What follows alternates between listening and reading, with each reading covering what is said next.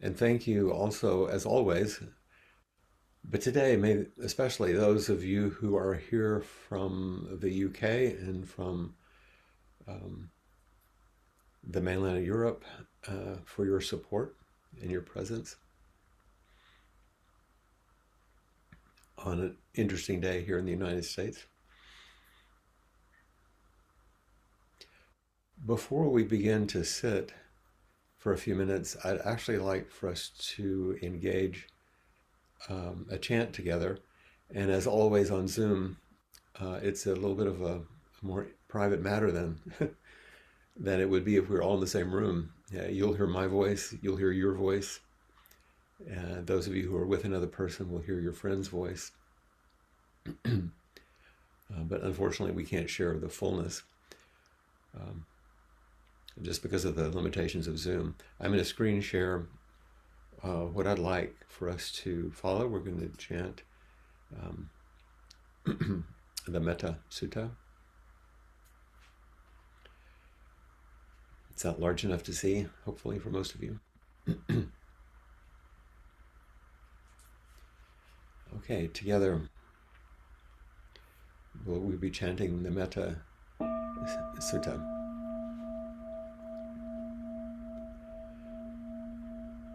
This is what may be accomplished by the one who is wise, who seeks the good and has obtained peace.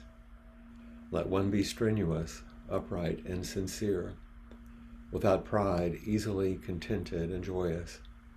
Let one not be submerged by the things of the world. Let one not take upon oneself the burden of riches. Let one's senses be controlled. Let one be wise, but not puffed up. Let one not desire great possessions even for one's family. Let one do nothing that is mean, or that the wise would reprove. May all beings be happy. May they be joyous and live in safety. All living beings, whether weak or strong, in high or middle or low realms of existence, small or great, visible or invisible, near or far, born or to be born, may all beings be happy. Let no one deceive another, nor despise any being in any state. Let none by anger or hatred wish harm to another. Even as a mother, at the risk of her life, watches over and protects her only child, so with a boundless mind should one cherish all living things, suffusing love over the entire world, above, below, and all around without limit. So let one cultivate an infinite goodwill toward the whole world, standing or walking, sitting or lying down. During all one's waking hours, let one cherish the thought that this way of living is the best in the world, abandoning vain discussion, having a clear vision, freed from sense appetites. One who realizes the way will never again know rebirth in the cycle of creation of suffering for ourselves or for others.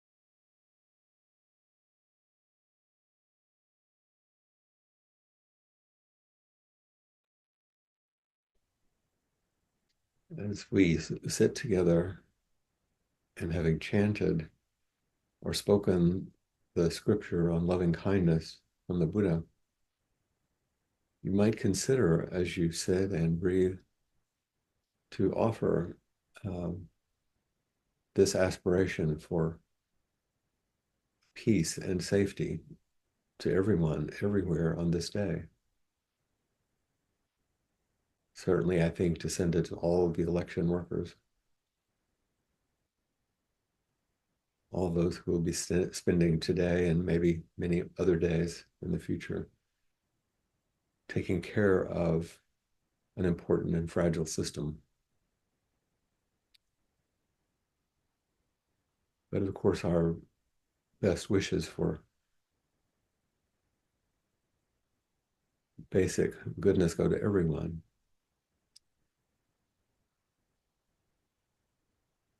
So whatever practices you wish to engage in during this time of sitting, please do.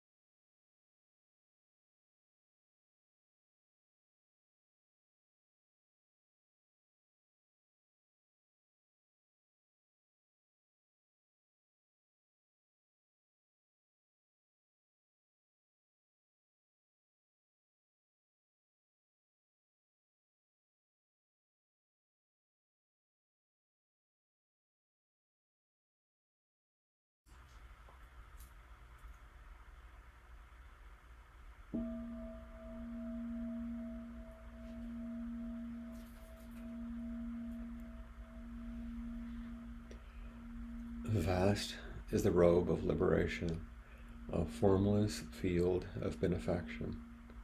Wearing the universal teaching, I realize the one true nature, thus harmonizing all being. Vast is the robe of liberation, a formless field of benefaction. Wearing the universal teaching, I realize the one true nature, thus harmonizing all being. Vast is the robe of liberation, a formless field of benefaction. Wearing the universal teaching, I realize the one true nature, thus harmonizing all being.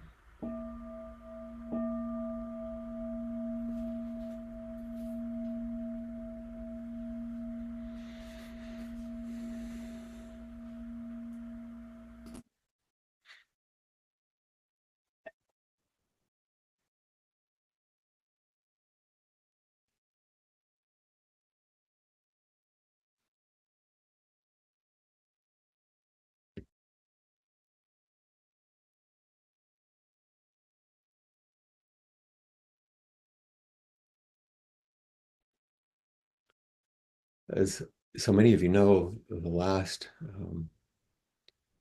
two election Tuesdays, I've invited us to sit silently and to hold the space and to hold each other, just as we've done so far. But if you've any way connected on social media, you'll know today it seems like people are sitting in so many different places, holding vigil. Almost every meditation center or church that I know has times like this where they come together and sit for the day. And I'm even getting messages from some of my friends and students in the UK and in Europe wishing us well here in the United States. And there is going to be an opportunity, of course, to sit in Appamada here at Boston throughout the day. But as I mentioned in my invitation for today, for those of you who saw it, I'm not going to be silent, but I'm going to ask you to still hold what I offer in the space of silence and stillness. I do not have any wise answers to the thorny problems of politics and culture wars. And I can tell you, I'm not really full of generous consolation for all the ill effects from these things. I'm simply going to do my best to hang on to whatever shred of compassion I can manage. What I do have to offer is my own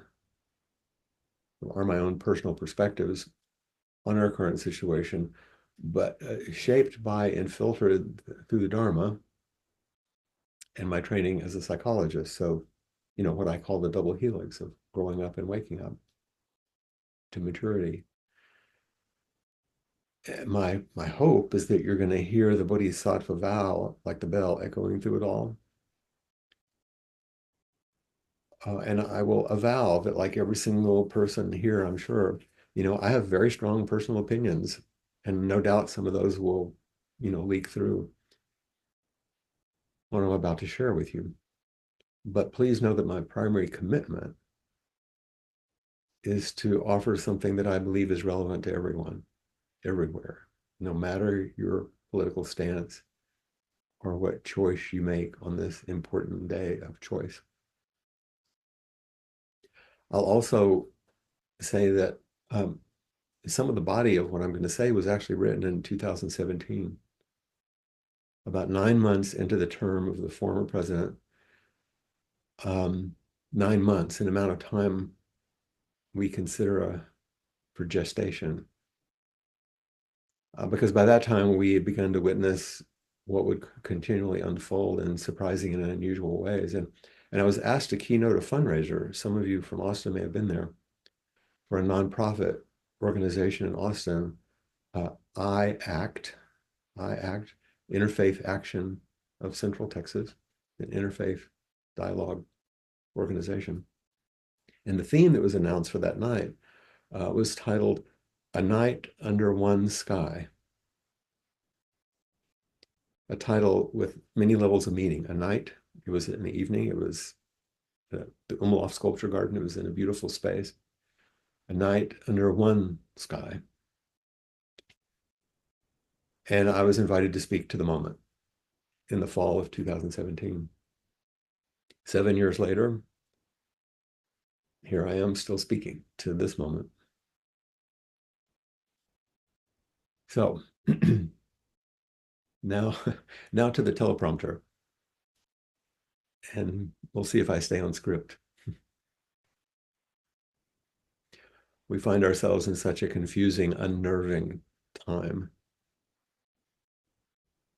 And our task at this moment is to simply open to the warm embodied presence like we do each week when we sit together, to enter the deep well of silence within us and between us.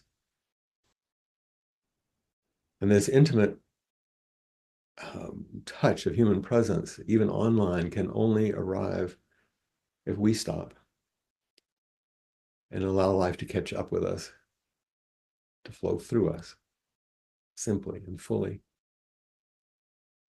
As we do our best to remain somewhat grounded in our marvelous, miraculous, and mysterious human bodies on a day which is filled with anxiety and even dread for many of us. But before I go further, I want to make a couple of apologies. I've already spoken to this a bit. You know that I love to speak directly to you personally, very intimately. It's what I know best. It's who I am. But today, as I said, I've uncharacteristically written out my offering, what I hope to say, because it's easy to get distracted with all that's swirling around us. And I want to be as clear as I can in my own stumbling, imperfect way. So this is what I composed as I imagine what it'd be like to face you on this day of all days in our brief and precious time together.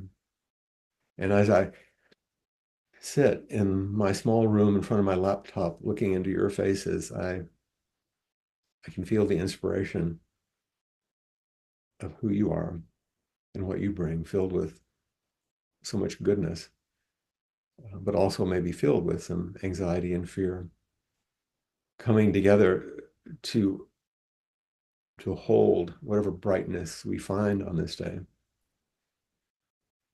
But I also want to call on the night so we can honor how darkness and light play off each other as we gather, as humans have always done, in circles, maybe around a fire, sheltered and huddled out of our primal necessity to be close to each other in the dark. Our hearts require each other to make it through the night. For me to truly flourish, I require you. And vice versa. And this is the heart of our practice of inquiry. The transformation of the heart is a wondrous thing, no matter how you land there. These are the words of the artist and writer Patti Smith. The transformation of the heart is a wondrous thing, no matter how you land there. And for many of us here today, the work of spiritual and social transformation is the heart of our dream, our calling, or even for some of us, our vocation.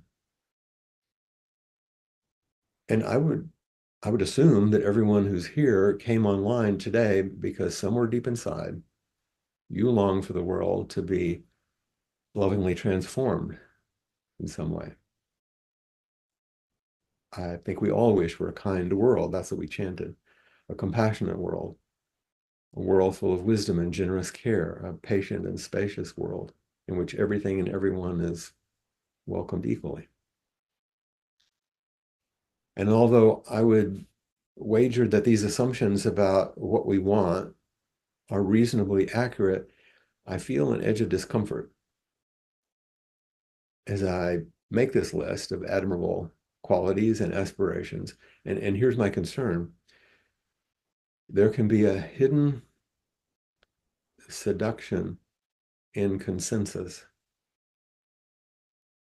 a kind of an unseen perversion of purpose in holding too tightly to one position,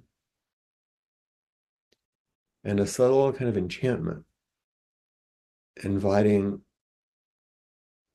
through, if we focus on only our own community of thought, which can lead to an unexpected form of violence, really, in the social worship of oneness, we-ness.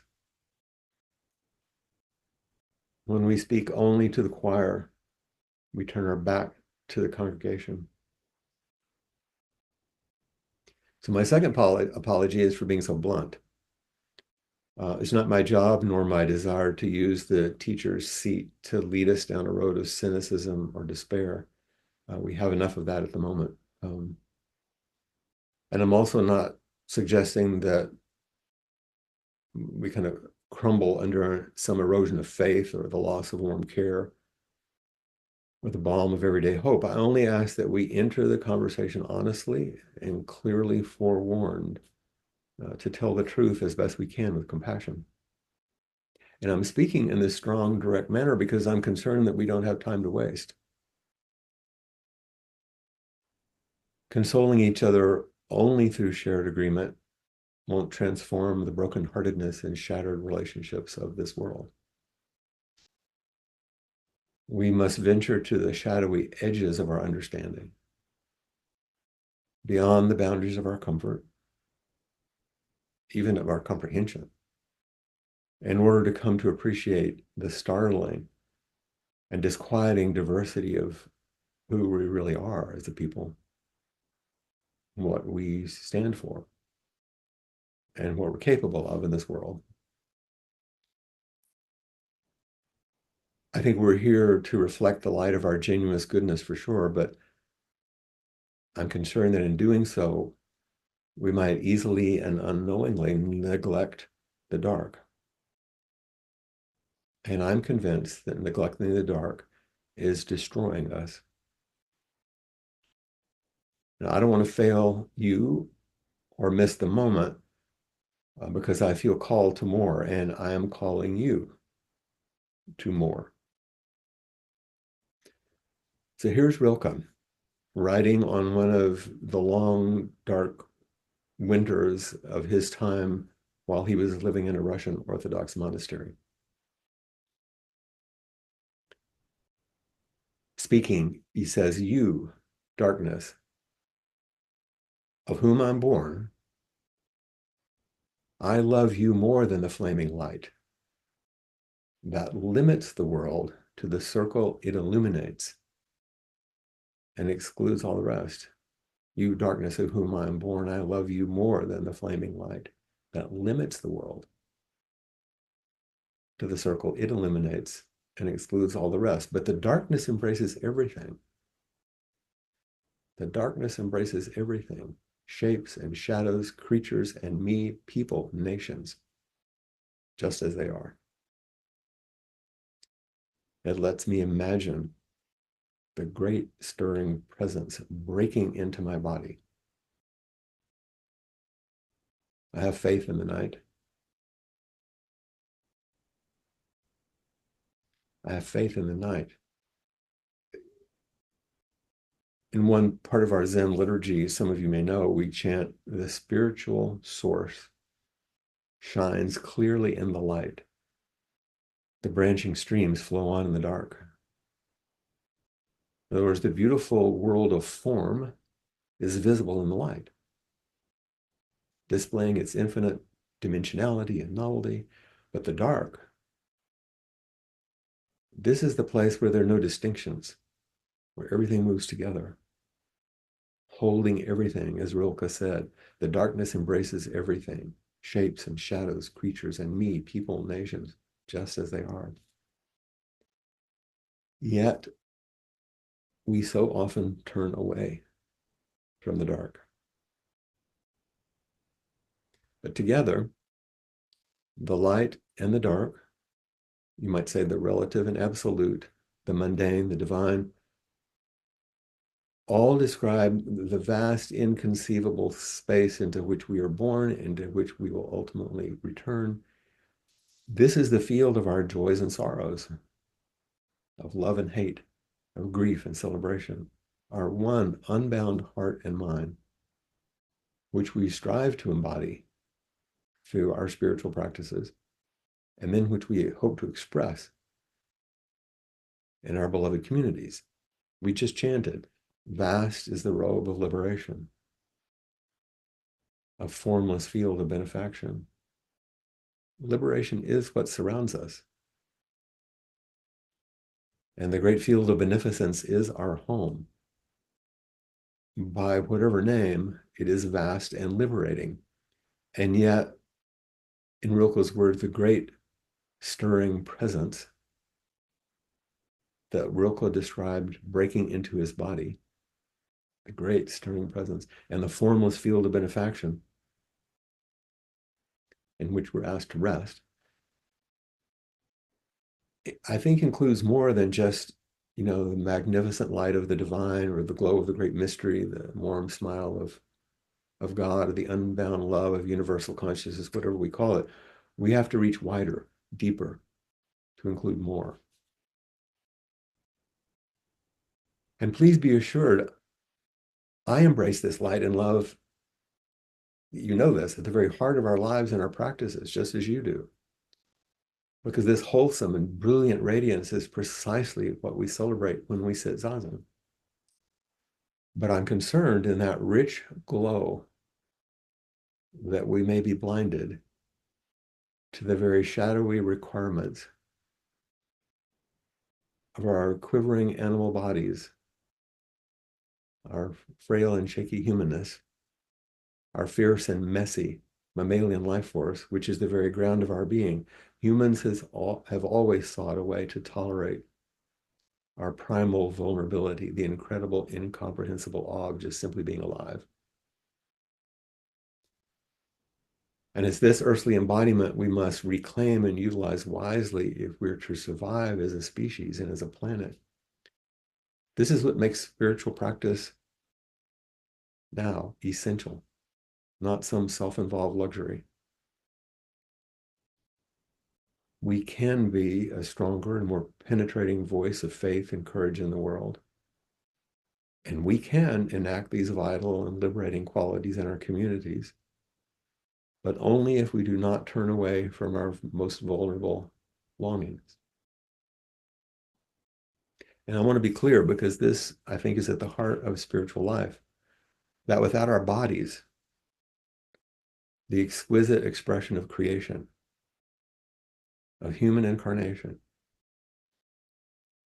and without a wholesome environment in which our bodies can strive and thrive, there is no life of spirit. Once we reclaim our bodies and provide a context, there is no life of spirit. There's only a slow, painful diminishment of spirit, as we're witnessing all too painfully, and the death of civil humanity. Humans have very sophisticated brains. You know this. You've heard it from me many times. And we're singular among mammals in having the most well-developed prefrontal cortex. That's why these skulls are so peculiar among primates. And we are a species of mammals who bring their young into the world long before they can be on their own. Our children are not on their feet running with the herd within minutes, because our survival doesn't depend on it. But our survival does depend on maintaining rich and enduring relationships. We have to attach strongly and remain deeply attuned in order to support maturation into resilient human beingness. And the part of our brain that fills that frontal protuberance, is working continually like a spinning ball, a searching signal on your phone or laptop, looking for a connection. The brain is scanning to answer three crucial questions constantly, ones I've mentioned to you over and over many times, and you know them. Are you there? Is there someone I can attach to? Do you hear me or see me? Is there someone that will attune with my embodiment? And number three, do you choose me? Am I loved? Every human being yearns for a warm response to these questions in engaged action, in living form, in fleshy human relationships. And much of what we are now horrified by in our world are the consequences of the ways in which these signals have found no response, no answer, no connection. There's so many people lost in the shadows, and now we're startled as they begin to emerge into our view, and with them come the demands and the pains of their primitive, unmet longings. There's more going on, but much more. It's more complicated than this, of course. But this is the part I want to speak about today in my limited message. And I'm not talking about the failure of parenting here. I'm speaking about the way we relate to each other as adults every single day. Leaders at every level, from those in the smallest local enclave to those on the largest and most visible national and international stage, if they appeal to these essential longings for inclusion and connection, and provide opportunities for recognition and connection, they will find friends and ardent supporters. No matter how disaffected or marginalized, if you offer someone hope that they will be seen, heard, and included, and if you offer them something to do that they think will make a difference, any difference, in a world that they've given up on, and if you promise them, even falsely, that they'll be celebrated alongside others for joining the close-knit community, then they will join you. And no amount of rhetoric or rebuke from another perspective about how misguided the group or its leaders are will change that reality. And we see this every day. Powerful meaning through meeting in human relationships is what matters. Even if what we might judge as base or even savage relationships. An invitation to join with others is a way that makes sense to someone. And this will always trump despair and isolation, meaningless and impotence. We have to go into the dark,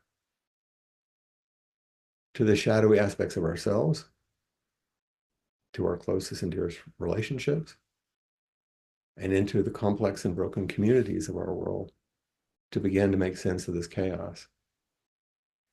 And this will make us uncomfortable or even terrify us. But the result of not looking, not listening, not connecting, and somehow missing something important in the dark has become even more terrifying.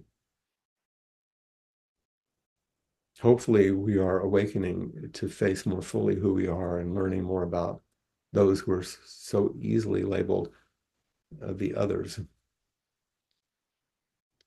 We must make contact with, and even better, make friends with, the shadowy elements of ourselves and those around us if we're to bridge the gap, to literally survive. So here's Hafiz, who often, passionately calls us with his language and imagery. This is a portion of something called If It's Not Too Dark. Go for a walk if it's not too dark. Get some fresh air, try to smile, say something kind to a safe-looking stranger if one happens by. Always exercise your heart's knowing. You might well attempt something real along the path. Take your spouse, lover, in your arms the way you did when you first met. Let tenderness pour out from your eyes the way the sun gazes warmly on the earth. Play a game with some children. Extend yourself to a friend. Sing a few ribald songs to your pets and plants. Why not let them get drunk and wild? Let's toast every rung we've climbed on evolution's ladder. Whisper, I love you, to the whole mad world. Let's stop reading about God. We will never understand her. Jump to your feet, wave your fists, threaten and warn the whole universe that your heart can no longer live without real love.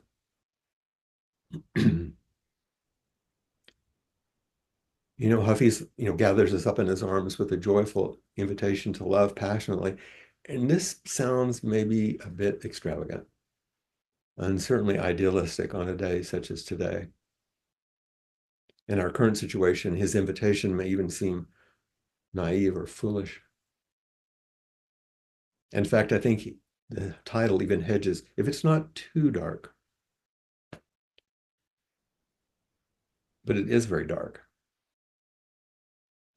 And we're called to act anyway, to go for a walk, to exercise our heart with strangers, to love and to play and to celebrate. But he turns his message into an exhortation at the end. Jump to your feet, wave your fists, threaten and warn the whole universe. About what? Not jump up and say that your candidate will be the savior of the day, or that your opponent will be the destroyer of everything you hold dear. No, he says, jump up, wave your fists, threaten, warn the world that your heart can no longer live without real love. That your heart can no longer live without real love. So what does this mean in your life and in my life? What can we actually do? Many of us heard a speech not long ago. Do something. Here are some everyday ways of embodying the Bodhisattva vow. I'm going to just list 5 things. Number 1, see each other. Acknowledge each person's truth and presence, even if you're dismayed by what you encounter. Learn from everyone, or at least learn about them. Someone is going to find them and connect with them. And that is the person or group who will have the most influence in their lives. Everyone wants someone there, really there, so they can be truly met. And failing that, most of us can easily escalate into reactivity and protective behaviors in a feverish attempt to either grasp for what we lack or do whatever we can to protect us from our own fear. See each other. Number 2, listen to each other. These are simple things. Really listen for meaning, not just agreement. Listen for vulnerability and the signs of suffering, not so you can help or challenge or change. Allow people to speak their truth and then to be reflected so that they can know themselves. And so you can know yourself as something beyond your most cherished, but probably limited personal perspectives. What you don't know will hurt you and other people. What you will not turn toward will turn on you. 3, cherish everyone and everything as if it were your own body, because it is. Turning toward the shadows can be frightening, but turning your back on the darkness is dangerous. And we're all in this together. Our survival is at stake. Number 4, boundaries are essential for life to flow in balance. Rivers need a bank. Fire needs a container.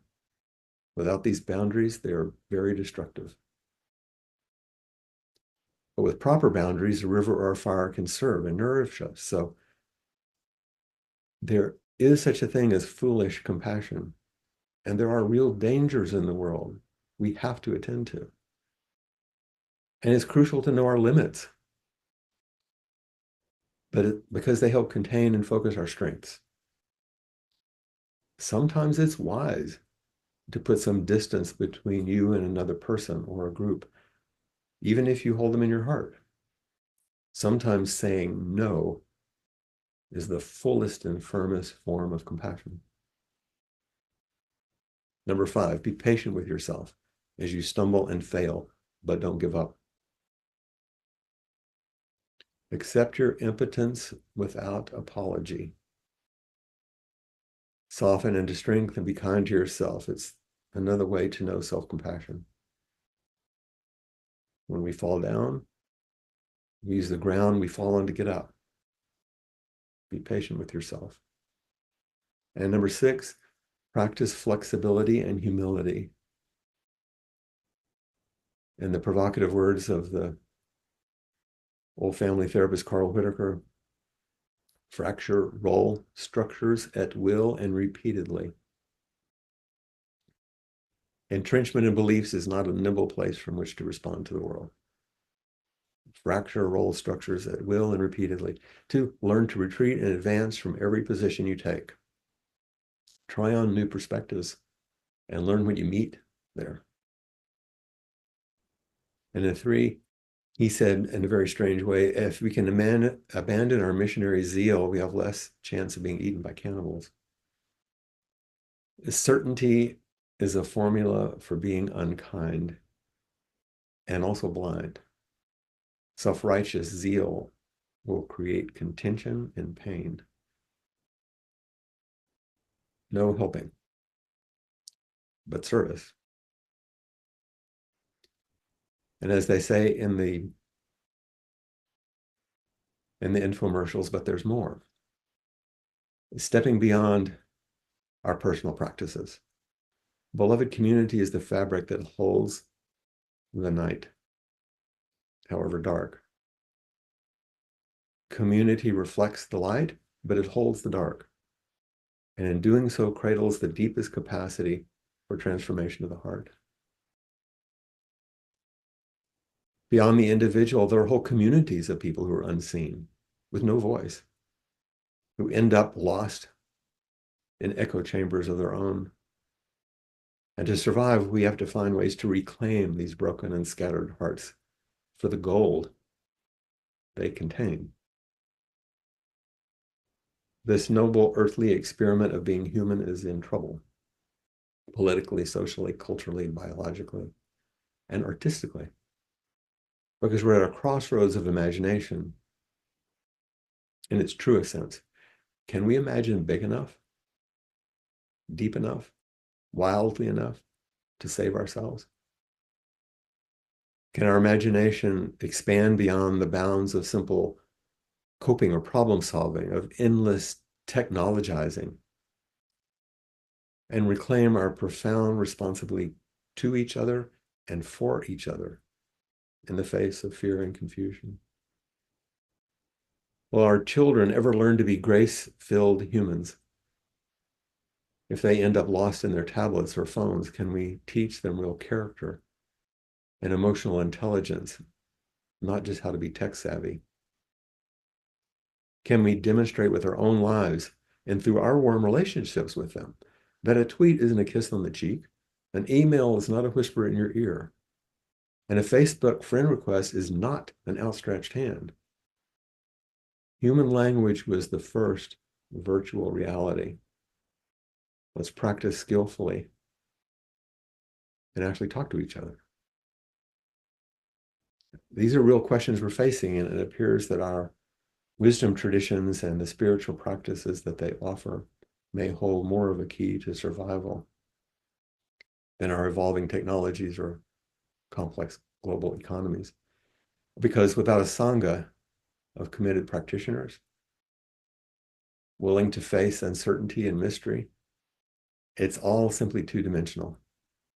A flat, well-explained, detailed, and digitalized map of false prediction and data that is barren, devoid of wisdom and drained of compassion, good at the bottom line, but deadly for vulnerable, shaky humans. And one last thing, we require more beauty. Acts of kindness and works of goodness are beauty incarnate. Beauty is visible, palpable. In moments when human beings, as Krista Tippett has said, reach across the mystery to each other.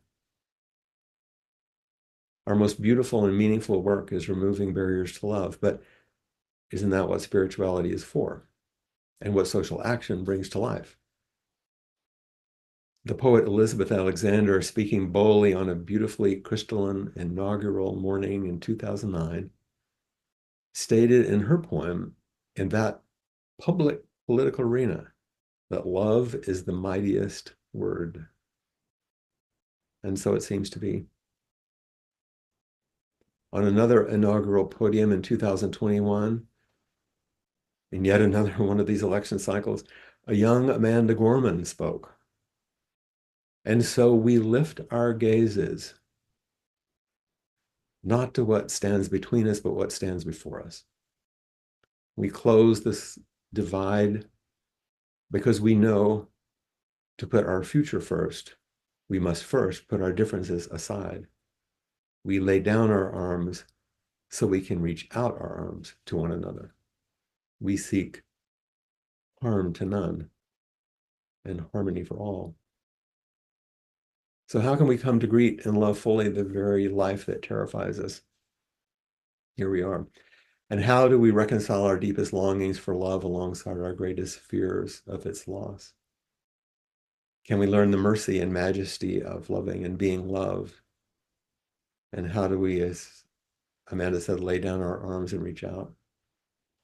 What if beloved community is the truth in which we're already immersed, a field of benefaction in which we can wake up like the proverbial fish searching for the ocean, only to discover it's already swimming in its waters? Our job is to, as she said, lift our gaze so we can realize, embody, live a life dedicated to kindness and care. And in our Buddhist tradition, we take refuge. We endeavor to fly back, as the root of the word implies, to come home. But to what? To Buddha's earliest teachings, which were clear: return to our truest and deepest nature, return to Buddha.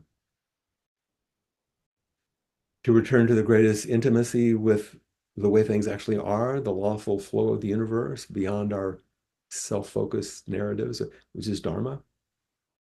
And crucially, to return again and again to Sangha, our spiritual friendships and beloved community, the heartbeat of spiritual life. In 2013, and still another of those inaugural celebrations, the poet Richard Blanco spoke about returning home, about refuge. He said, we head home. We head home through the gloss of rain or weight of snow, or the plum blush of dusk, but always home. Always under one sky, our sky. And always one moon like a silent drum tapping on every rooftop and every window of one country, all of us facing the stars, hope, a new constellation, waiting for us to map it, waiting for us to name it together. And what does this look like in action when we shine one corner of the world, as I spoke about last week? Each person here could tell their story of how some small action has made a difference in their lives. When working with Palestinian Israeli women in a powerful and raw encounter at Esalen several years ago through a wonderful foundation beyond words, these women were asking the same questions I'm posing today in the face of seemingly unending generations of strife, which are being played out in horrifying magnitude at this moment.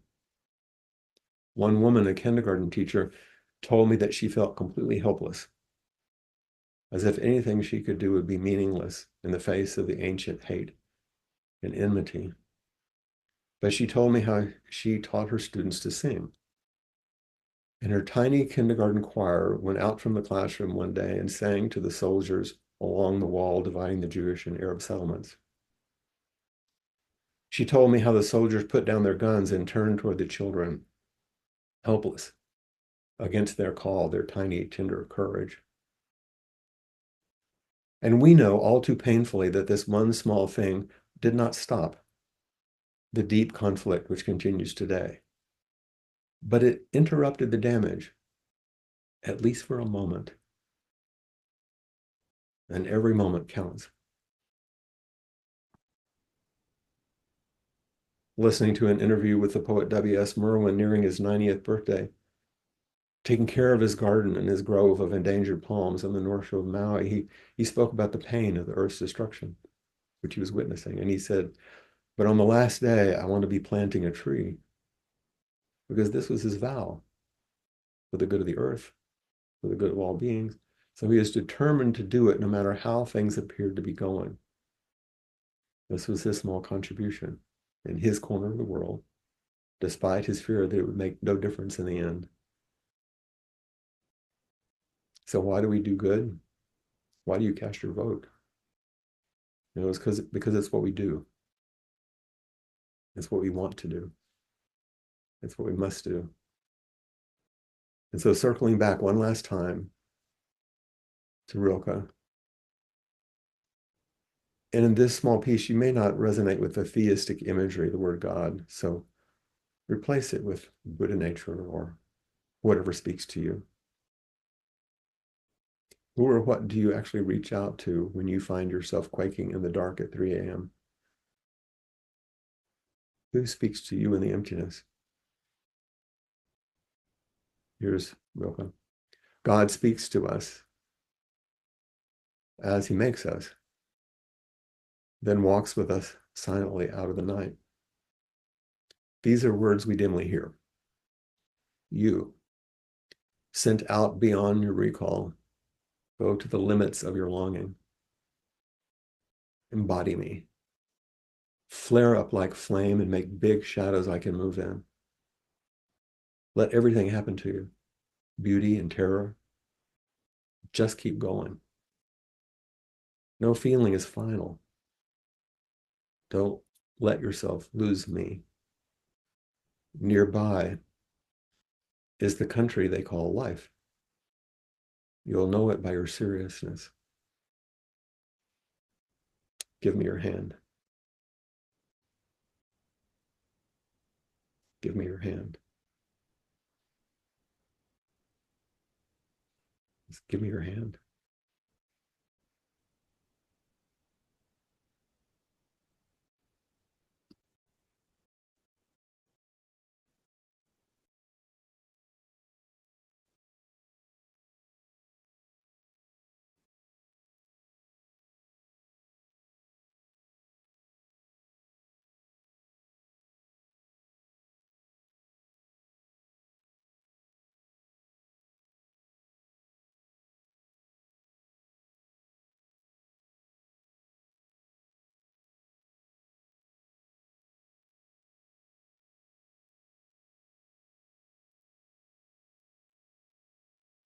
Thank you for your presence, for your being here.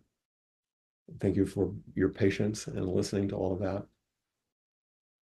Thank you for your ongoing practice and your contribution to the community that you find yourself in. And I thank you for your love and support.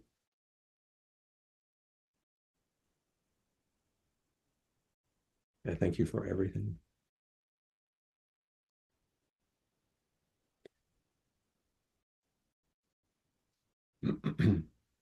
I'll offer 3 bells, but imagine that they are 108.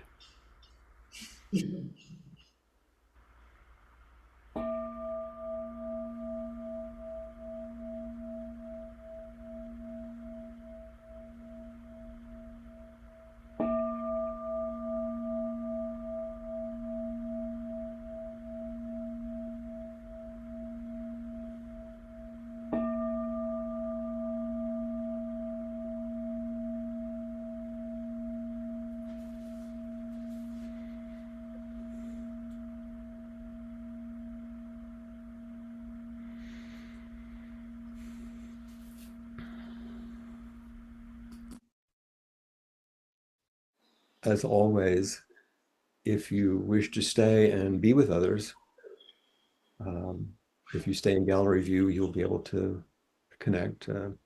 Kim will be here, and others will probably be here if you'd like uh, to stay connected. Um, of course, your support of our Sangha is always welcomed as contributions. We don't need to say much more today. Um, and we'll sit through the rest of the day. Thank you very much.